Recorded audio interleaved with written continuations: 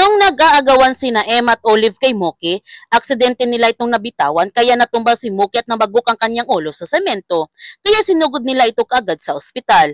Nagtanong ang doktor sa kanila kung sino ang mga magulang ng pasyente at pareho naman sumagot sina Emma at Olive. Kaya naguguluhan ang doktor kung sino sa kanilang dalawang totoong magulang ni Mookie. Galit na sinabihan ni Emma si Olive na hindi na siya magpapatalo sa kanya dahil alam na niya mas may karapatan na siya kay Mookie. Ngunit tinarayan lamang si Emma ni Olive at sinabihan pa niya si Emma na nangarap lamang itong gising.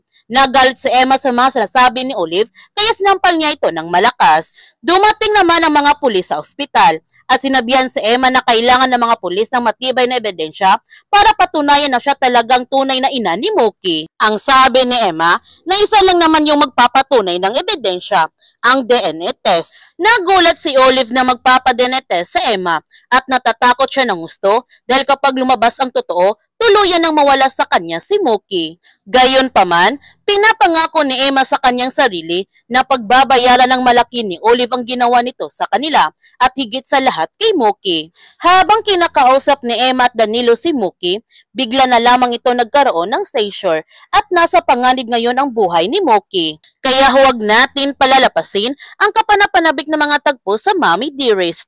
Kung bago ka pa channel ko, don't forget to like, subscribe, and click notification bell para palagi kang updated sa mga videos in-upload ko. Thank you for watching and God bless to everyone!